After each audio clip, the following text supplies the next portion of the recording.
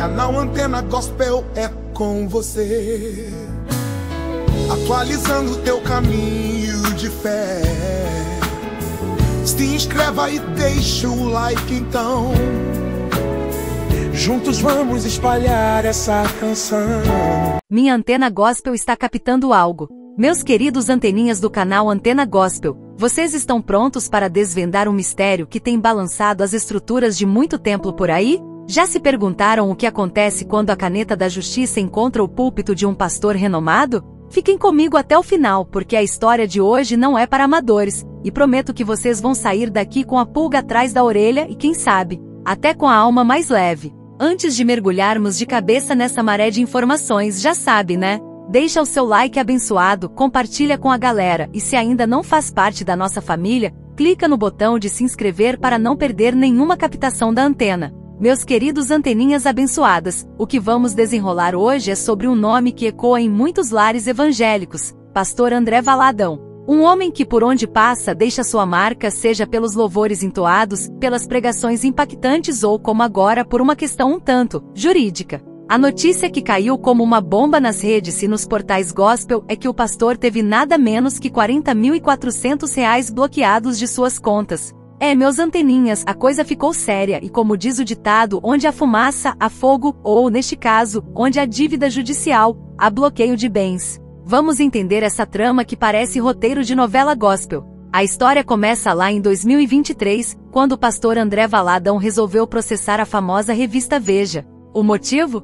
Uma reportagem que, segundo ele, distorcia sua imagem e trazia informações mentirosas. O título da matéria já era um soco no estômago para muitos. Como a igreja comandada pelo pastor André Valadão promove a absurda cura gay. A reportagem, meus anteninhas, apontava para práticas controversas supostamente ligadas ao ministério da Igreja Batista da Lagoinha, liderada pelo pastor. Imaginem a cena. De um lado, a revista com suas fontes e seu trabalho jornalístico. Do outro, o pastor, com sua legião de seguidores e a convicção de que sua honra estava sendo manchada. É como Davi e Golias, mas com advogados e processos no meio. O ponto central da polêmica era uma pregação específica de Valadão. A revista citava que o pastor teria dito, se pudesse, que Deus mataria tudo e começaria novamente, em uma clara alusão, interpretada pela Veja. A comunidade LGBTIA+. A matéria ia além, mencionando um suposto ritual de cura gay em um retiro da igreja. Para quem acompanha o universo gospel, essas acusações são pesadíssimas e geram um burburinho que ecoa por semanas, meses e, como vemos, até anos. O pastor, claro, negou veementemente. Disse que a publicação era uma farsa, que ele jamais incitaria a violência e que sua fala havia sido tirada de contexto. Uma mentira bem contada, como diria minha avó. Mas a justiça, meus anteninhas, essa tem seus próprios caminhos e ouvidos bem apurados. Não é à toa que a Bíblia nos ensina, em Provérbios capítulo 12, versículo 22, os lábios mentirosos são abomináveis ao Senhor, mas os que agem com verdade são o seu deleite. E a verdade, muitas vezes, é como um rio que encontra seu caminho, não importa as barreiras. A grande questão é que a Justiça de São Paulo não comprou a versão do pastor. Após analisar vídeos e transcrições das falas públicas de André Valadão, os magistrados entenderam que as declarações eram suficientes para justificar a interpretação feita pela reportagem. Em outras palavras, para a Justiça, não houve inverdade jornalística por parte da revista. A matéria, com todos os seus detalhes e acusações, foi considerada legítima. É como se o pastor, ao tentar apagar o incêndio com um copo d'água, tivesse, na verdade, jogado gasolina. O processo, meus anteninhas, não é uma corrida de 100 metros, é uma maratona. Foi rejeitado em primeira instância, depois confirmado pelo Tribunal de Justiça e finalmente transitou em julgado. Para quem não é do juridiquês, transitar em julgado significa que não cabe mais recurso, a decisão é final. E aí, quando a poeira baixou e a decisão final foi proferida, veio a conta. Os honorários advocatícios da editora Abril, que defendeu a revista Veja, precisavam ser pagos. E como o pagamento voluntário não aconteceu, a justiça agiu. O juiz Rafael Garcia Pinto assinou a decisão e pronto, R$40,4 mil bloqueados das contas do pastor. O que se planta, colhe, já dizia o sábio, e em Gálatas capítulo 6, versículo 7 lemos, não se enganem, de Deus não se zomba. Pois o que o homem semear, isso também colherá. Uma lição que vale para todos nós, anteninhas religiosos ou não. Esse episódio, meus queridos anteninhas, reacende um debate fundamental na sociedade brasileira e, em especial, no meio evangélico. Qual é o limite da liberdade de expressão para um líder religioso? Onde termina a pregação e começa a incitação à intolerância? É uma linha tênue, como andar sobre a corda bamba. De um lado, a liberdade de pregar a palavra, de expressar a fé, algo garantido pela nossa Constituição e, para nós, pelo próprio Deus. De outro, a responsabilidade de que essas palavras não se tornem pedras de tropeço, não ofendam, não diminuam, e pior, não incitem qualquer tipo de violência ou preconceito. Pensemos juntos, meus anteninhas. Um pastor tem uma posição de grande influência. Suas palavras ecoam, são replicadas, e muitos de seus fiéis as tomam como verdade absoluta. É uma responsabilidade que pesa, como uma coroa de espinhos,